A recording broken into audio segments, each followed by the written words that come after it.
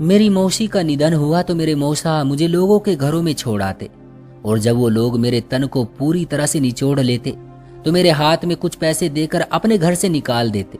एक दिन मैं रास्ते में खड़ी रिक्शा का इंतजार कर रही थी कि इतने में एक कार आकर मेरे सामने रुकी। उसमें बैठे एक आदमी ने मुझे बहुत सारे पैसे और एक घर देने को कहा। मुझे लगा कि शायद ये कोई मजाक कर रहा है, मगर उसके बार बार कहने पर मैं मान गई और उसके साथ चली गई। फिर उसने घर ले जाकर मेरे साथ ऐसा काम किया कि मैं सोच भी नहीं सकती थी।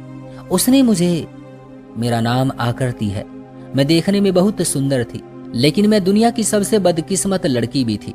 अब आप कहोगे कि खूबसूरत होते हुए भी मैं अपने आप को बदकिस्मत क्यों कह रही हूँ? क्योंकि कहा जाता है कि कभी कभी आपकी सुंदरता ही आपकी दुश्मन बन जाती है। मेरा भी कुछ ऐसा ही हाल था।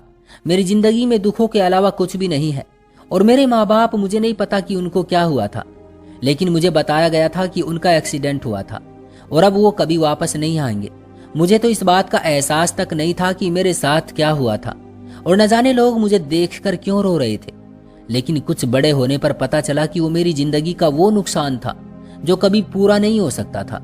मम्मी पापा के जाने के बाद अंकल ने मुझे अपने साथ ले जाने को बोला, लेकिन मौसी जी नहीं मानी और उन्होंने सबको बोल दिया कि मेरी कोई संतान नहीं है, इसलिए मैं इसको ले जाऊंगी और इसका अच्छे से ख्याल रखूंगी।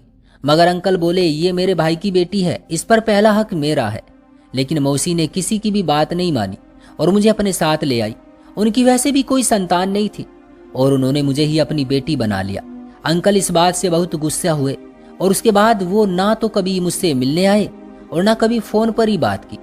जब तक मौसी जिंदा रही उन्होंने मुझे बहुत प्यार दिया, मुझे बहुत समझाया कि तुम्हें एक मजबूत लड़की बनना है क्योंकि तुम बहुत खूबसूरत हो। तुम्हारे सर पे पिता का साया भी नहीं है और तुम्हारा कोई भाई भी नहीं है, इसलिए तुम्हें बहुत ज्यादा मजबूत होना है। मैंने कहा, मौसा जी है ना, आप मेरी मम्मी हो और मौसा जी मेरे पिता जैसे हैं। मगर मौसी बोली, कभी किसी पर भरोसा मत करना क्योंकि पिता सिर्फ एक ही होता है, इसी तरह भाई भी एक ही होता है, वरना सारी दुनिया मतलबी और एहसान फरामोश होती है। हाँ, कभी कभी किस्मत अच्छी होती है तो कोई अच्छा मिल जाता है, लेकिन ऐसा बहुत कम होता है, इसलिए तुम्हें अपने आप को बहुत मजबूत बनाना है। मुझे अभी उनकी कोई भी बात समझ नहीं आती थी। हाँ, इतना मुझे पता था कि वो बहुत अच्छी थी। एक दिन मेरी मौसी जी ने मुझे बाजार से नए कपड़े दिला दिए क्योंकि मैं अब बड़ी जो हो रही थी और मेरे कपड़े मुझे आना बंद हो गए थे। इस बात से मेरे मौसा को बहुत गुस्सा आया और उन्होंने मौसी से लड़ाई करना शुरू कर दी और बोले, इसको नए नए कपड़े और इतना खिलाती पिलाती हो, ये कल दूसरे घर चली जाएगी लेकिन हमारे किसी काम नहीं आएगी। ये सुनकर मुझे बहुत दुख हुआ क्योंकि ये सारी बातें अब मुझे समझ आना शुरू हो गई थी। मेरे मौसा मौसी को खूब ताने देते, उन्हें बांझ बोलते और कभी कभी तो मारते पीटते भी थे, जिस वजह से मौसी जी बहुत बीमार रहने लगी थी।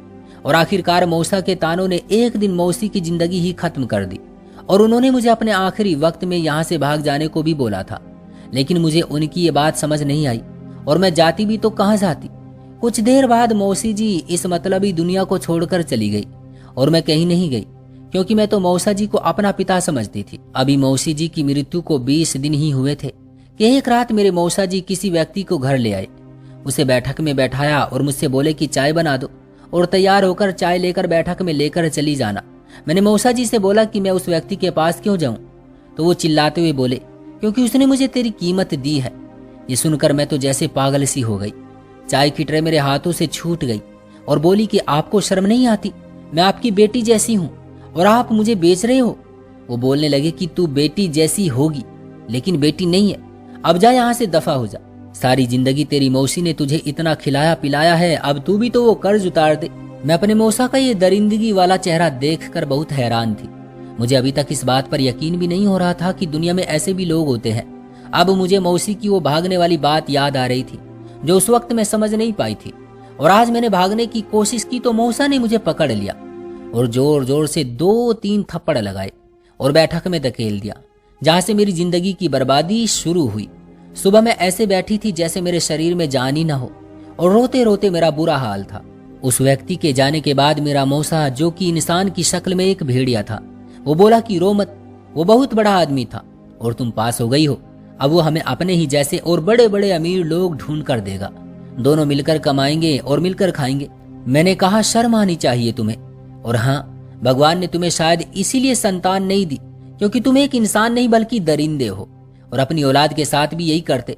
काश मेरी मौसी जिंदा होती तो तुम्हें कच्चे को खा जाती, लेकिन उसको मेरी बातों से कोई फर्क नहीं पड़ा और बाहर से कमरे का ताला लगाकर बाहर चला गया और सारा दिन सारी रात मुझे उस कमरे में ही बंद रखता और धमकी देता कि अगर भागने की कोशिश की तो मुझसे बुरा कोई नहीं होगा। तेरा ऐसा हाल करूंगा जो तूने कभी सोचा भी नहीं होगा। अब मेरे साथ ये सब रोज होने लगा। कभी कोई घर आता और कभी मेरे मौसा मुझे किसी घर छोड़ाते और सुबह होते ही लेने आ जाते। अब मेरी जिंदगी पूरी तरह नरक बन चुकी थी। मैं अपने आप को खूब कोसती और कहती कि मैं अपने माता पिता के साथ ही क्यों नहीं मर गई। अगर मैं मर जाती तो आज मेरे साथ ये नहीं हो रहा होता। मुझे समझ नहीं आता कि मैं क्या करूं। मेरी जिंदगी का कोई मकसद नहीं बचा था। फिर एक दिन सारे मोहल्ले वाले इकट्ठा हो गए और बोले, तुम यहाँ गलत काम कर रहे हो, हम तुम्हें यहाँ नहीं रहने देंगे और अगर तुम यहाँ से नहीं गए तो इस घर को आग लगा देंगे। मैं इस बात से भी बहुत खुश हुई क्योंकि मरकर ही सही, लेकिन मुझे इन सब चीजों से छुटकारा तो मिल जाएगा। लेकिन ऐसा कुछ ना हुआ क्योंकि मेरे मौसा जी ने उन्हें बड़े बड़े लोगों से जान से मार देने की धमकी दिला दी और वो सब खामोश बैठ गए। मेरी उम्र सिर्फ 19 साल थी और मेरे साथ इतना कुछ हो गया था। अब तो मैं जैसे पत्थर की हो गई थी। जिंदगी कैसे गुजर रही थी इस बात का भी एहसास होना बंद हो गया था।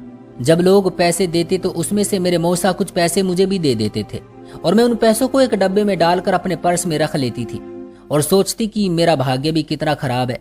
पहले माता पिता छोड़ गए और फिर मौसी, जिन्होंने मुझे इस मतलबी दुनिया से बचा रखा था, और उनके बाद मौसा ने मुझे बेचना शुरू कर दिया। क्या मैं सारी जिंदगी ऐसे ही खिलौना बनी रहूंगी और लोग मुझसे खेलते रहेंगे? एक दिन कहीं जा रहे थे कि मुझे एक औरत भीख मांगती दिखाई दी। उसके साथ 2 छोटे छोटे बच्चे भी थे। मैंने अपने डब्बे के सारे पैसे उसे दे दिए और सोचा शायद उसका ही भला हो जाए। वो भी मुझे दुआ देती हुई चली गई, लेकिन उसकी दुआ भी शायद मेरे अब क्या ही काम आती, क्योंकि मेरी जिंदगी तो पूरी तरह नरक बन चुकी थी। पता नहीं मुझे किस बात की सजा मिल रही थी। मेरे मौसा जी इतना बड़ा लालची हो गए थे कि उन्होंने अब मुझे एक सड़क पर भी खड़ा करना शुरू कर दिया। बड़ी बड़ी कार आती, वो मुझे अपने साथ ले जाते और सुबह उसी जगह पर छोड़ देती। और रोज की तरह एक दिन वहां एक गाड़ी आकर रुकी। उसने मुझसे बोला कि मेरे साथ चलोगी। मुझे उसका चेहरा नहीं दिख रहा था। मैं जैसे ही कार में बैठी तो वो लगभग 30 साल का एक लड़का था। उसने मुझसे बोला कि मैं तुम्हें रहने को घर और खूब सारे पैसे दूंगा। मैं चौंक गई और बोली, तुम कहीं नशे में तो नहीं? उसने कहा, जी नहीं, मैं बिल्कुल ठीक हूँ और मैं सच बोल रहा हूँ। तुम मेरे साथ चलो, तुम्हें खुद यकीन हो जाएगा जब तुम अपनी आंखों से देखोगी। मैं उसके साथ चली गई। उसने मुझसे रास्ते में पूछा कि तुम ये क्या काम करती हो।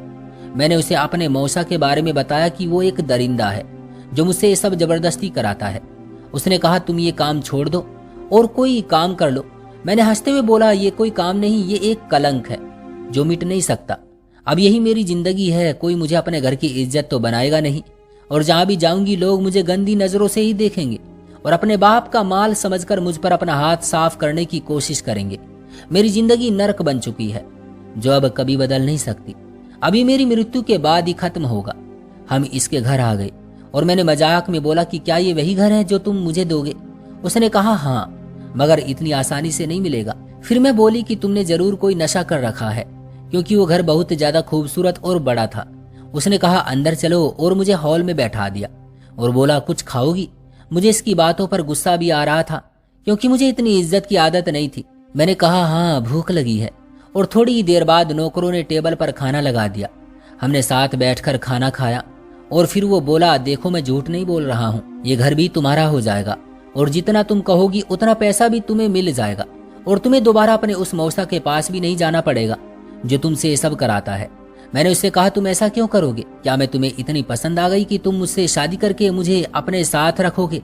ये कहकर मैं हंसने लगी क्योंकि मुझे अभी भी उसकी बात झूठ लग रही थी। लेकिन उसने बोला, ऐसा ही कुछ समझ लो, मगर शादी मैं नहीं, कोई और करेगा, क्योंकि मेरी तो शादी हो चुकी है। मुझे अब गुस्सा आ गया और मैं बोली कि मेरा वक्त बर्बाद मत करो, मुझे ये फालतू की बात मत बताओ। उसने कहा, तुम्हें आज रात यहीं रहना होगा और मैंने इसकी पूरी कीमत दी है। अब मुझे जो करना है मैं करूंगा और अब तुम चुपचाप जाकर सो जाओ, सुबह बात करेंगे। मुझे डर तो किसी भी बात का नहीं था, क्योंकि जो इंसान पहले ही अपना सब कुछ गंवा चुका हो उसका कोई क्या ही बिगाड़ सकता है। और मैं बेफिक्र होकर सो गई। सुबह हुई और उसने मुझे बताया कि तुम्हें जिससे शादी करनी है, आओ तुम्हें उससे मिलाता हूँ। ये घर उसी का है, मेरा घर तो दूसरा है। उससे शादी करके तुम इस घर की मालकिन बन जाओगी और मैं तुम्हें बहुत पैसे भी दूंगा। और वो मुझे दूसरी मंजिल पर ले आया और कहा, तुम्हें सोच समझकर फैसला लेना होगा। क्योंकि ये भी तुम्हारे लिए आसान नहीं होगा, मगर हाँ, तुम्हारी उस जिंदगी से तो अच्छा ही होगा जो तुम अभी जी रही हो। और अपने मौसा की टेंशन मत लेना और उनसे मत डरना। अगर वो कुछ करेंगे भी तो मैं खुद उनका मुंह बंद कर दूंगा। मुझे किसी बात से कोई डर नहीं लग रहा था, क्योंकि एक औरत के लिए उसकी इज्जत ही सबसे प्यारी होती है, और वो तो न जाने कितनी बार बिक चुकी थी, इसलिए मुझे किसी बात का कोई डर नहीं था। उसने ऊपर आकर एक कमरे का गेट खोला और हम दोनों अंदर कमरे में गए, लेकिन हमारे सामने कोई नहीं था। इतने में एक व्यक्ति दरवाजे के पीछे से निकला और जोर से चिल्लाया। उसने मैं एक छोटे बच्चे की तरह डरा दिया और हंसने लगा। फिर वो मुझे देखकर कहीं खो सा गया और अचानक बोला, ये है मेरी पत्नी। तो दूसरे व्यक्ति ने हाँ में सर हिला दिया। मैंने जब उसको देखा तो उसकी उम्र मुश्किल से 20 या 22 साल होगी, लेकिन वो बच्चों की तरह कर रहा था। फिर हम नीचे आ गए और उसने मुझे पूरी बात बताई। बोला कि ये मेरा छोटा भाई मनीष है। ये अपने कॉलेज में किसी लड़की से बहुत प्यार करता था। उसने इसको धोखा दे दिया और किसी और के साथ शादी कर ली, और इसे जब ये बात पता चली तो इसने आपको जान से मारने की कोशिश की और छत से कूद गया, लेकिन भगवान की कृपा से ये बच तो गया और सिर पर चोट लगने की वजह से इसकी ये हालत हो गई। मगर डॉक्टर ने कहा है ये ठीक हो सकता है अगर कोई इसे हमेशा खुश रखे। मुझे तो काम की वजह से समय नहीं मिल पाता और मेरी पत्नी भी इसका ख्याल रखने से मना कर चुकी है, इसलिए मैंने तुम्हारे बारे में सब जानने के बाद ये फैसला किया है, और अब जो तुम्हारा फैसला होगा वो मुझे मंजूर है। और हाँ, अपने मौसा से मत डरना, वो तुमसे जबरदस्ती ये सब कराता था, इसलिए कल ही मैंने अपने एक दोस्त से बोलकर उसको गिरफ्तार करा दिया है। अब उसकी बाकी की सारी जिंदगी जेल में कटेगी। मैं सोच में पड़ गई और मैंने सोच लिया कि शायद मुझे इससे अच्छा मौका कभी नहीं मिलेगा। मुझे उस नर्क से निकलने का मौका मिल रहा था और मैंने फैसला कर लिया कि मुझे वापस नहीं जाना, और उसको बोल दिया। उसने एक बार मुझसे फिर पूछा कि क्या तुम अपने होश और हवास में ये बोल रही हो? मैंने हाँ बोल दिया, और अगले ही दिन उसने मेरी शादी मनीष से करा दी और मुझे यहाँ किसी भी बात की कोई परेशानी नहीं हुई, और मैंने अपने मौसा को भी कभी नहीं देखा। आज हमारी शादी को 1 साल हो गया है। मनीष भी अब धीरे धीरे ठीक हो रहा है और अब मैं इस घर में हंसी खुशी रहती हूँ। आखिर इतने दिनों के बाद ही सही, लेकिन मेरी जिंदगी एक अच्छे मोड़ पर आ गई। दोस्तों, ये थी हमारी आज की कहानी। उम्मीद करता हूँ कि आपको पसंद आई होगी। वीडियो को लाइक कर दीजिए और चैनल को सब्सक्राइब कर लीजिएगा ताकि आने वाली वीडियो आपको तुरंत मिले। मुझे दीजिए अगली वीडियो तक इजाजत। तब तक के लिए धन्यवाद।